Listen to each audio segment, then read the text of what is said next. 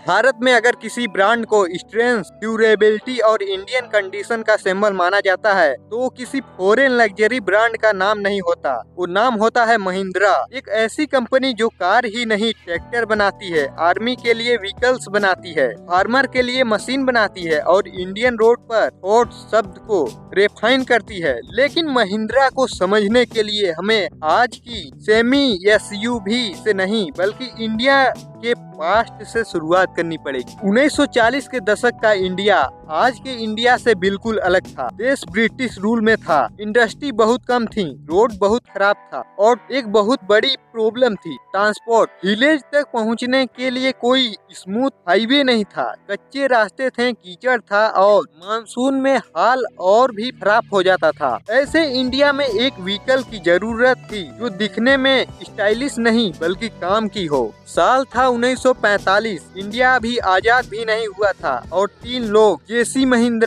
महिंद्रा और मलिक गुलाम मोहम्मद एक trading company शुरू की। इस कंपनी का पहला नाम था महिंद्रा मोहम्मद। शुरुआत ऑटोमोबाइल से नहीं हुई थी, ये एक स्टील और स्पार पार्ट्स ट्रेडिंग बिजनेस था। लेकिन 1947 इंडिया पाकिस्तान पार्टीशन के बाद मलिक गुलाम मोहम्मद पाकिस्तान चले गए और कंपनी का नाम बदल कर रख दिया गया महिंद्रा।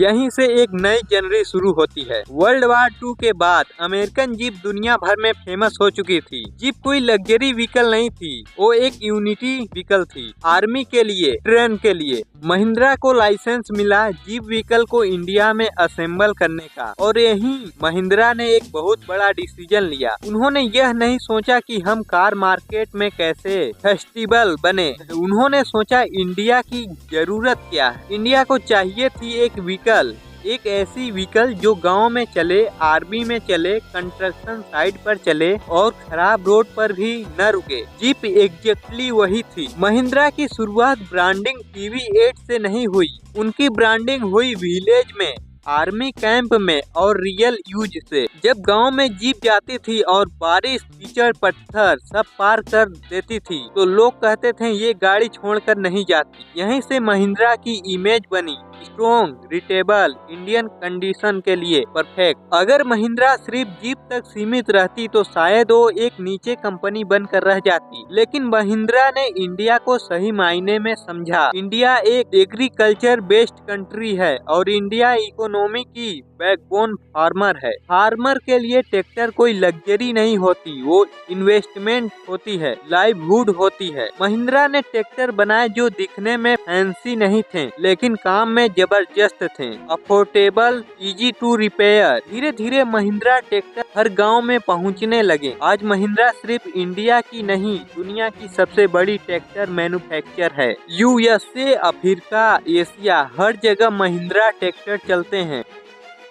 ये सक्सेस ओवरनाइट नहीं आई, ये ग्रोथ रियलिटी समझने से आई। महिंद्रा ने पैसेंजर कार में धीरे धीरे कदम रखा। उनका फोकस शुरू से क्लियर था, India road plus India mindset, सेंट्स और स्मॉल कार। महिंद्रा की नेचुरल स्ट्रेंथ थी यूनिटी, स्ट्रेंथ प्लस स्पेस। साल 2002 महिंद्रा लॉन्च करती है स्कॉर्पियो। ये एक सिर्फ SUV नहीं थी, ये माइंडसेट शिफ्ट था। स्कॉर्पियो ने इंडियन बायर को बताया कि इंडिया कंपनी भी पावरफुल SUV बना सकती है। High sting possible road presence, Scorpio ने कॉन्फिडेंस बेचा। ये पहली SUV थी जिसे देखकर लोग बोले ये गाड़ी दिखती है। स्कॉर्पियो के साथ महिंद्रा SUV सेगमेंट में सीरियसली इंटर कर चुकी थी। महिंद्रा की जर्नी स्मूथ नहीं रही। KYV100, एक्सियोलो, वीरिनो हर एक्सपेरिमेंट हिट नहीं हुआ। ये महिंद्रा ने फेलियर को छुपाया नहीं, उन्होंने मार्केट से सीखा। स्ट्रॉन्ग कंपनी की पहचान यही होती है, रिस्क लेती है। महिंद्रा थार एक नॉर्मल SUV नहीं है, थार एक इमोशन है, off roading, freedom, adventure. Thar ने महिंद्रा को यूथ के साथ कनेक्ट कर दिया। सोशल मीडिया पर थार सिर्फ कार नहीं रही, आइडेंटिटी बन गई। थार ने महिंद्रा को यूनिटी बोर्ड से लाइफस्टाइल बोर्ड बना दिया। महिंद्रा ने ग्लोबल बनने की कोशिश की, उन्होंने संयोग में इन्वेस्ट की, इलेक्ट्रिक व्हीकल पर काम किया और इंटरनेशनल मार्केट एक्सप्लोर एक्सप्लोर किए। हर डिसीजन परफेक्ट नहीं था, लेकिन एम्बिशन क्लियर था, इंडिया से बाहर भी पहचान बनाना। महिंद्रा पर क्रिटिसिज्म भी हुआ, fit and finish, refinement, interior quality issue, लेकिन महिंद्रा का कोर कस्टमर परफेक्ट इंटीरियर नहीं ढूंढ रहा था, वो ढूंढ रहा था कॉन्फिडेंस। रूरल इंडिया और सेमी अर्बन इंडिया आज भी महिंद्रा पर भरोसा करता है। महिंद्रा स्पीड नहीं बेचती, महिंद्रा स्टेमिना बेचती है। जहां कुछ ब्रांड कंफर्ट और लग्जरी बेचते हैं, महिंद्रा कैपेबिलिटी बेचती है। उन्होंने इंडिया को बदले बिना इंडिया के साथ ग्रो किया। महिंद्रा की कहानी ये साबित करती है कि बिजनेस में जीत हमेशा फास्टेस्ट बनने से नहीं मिलती, जीत मिलती है रेलेवेंट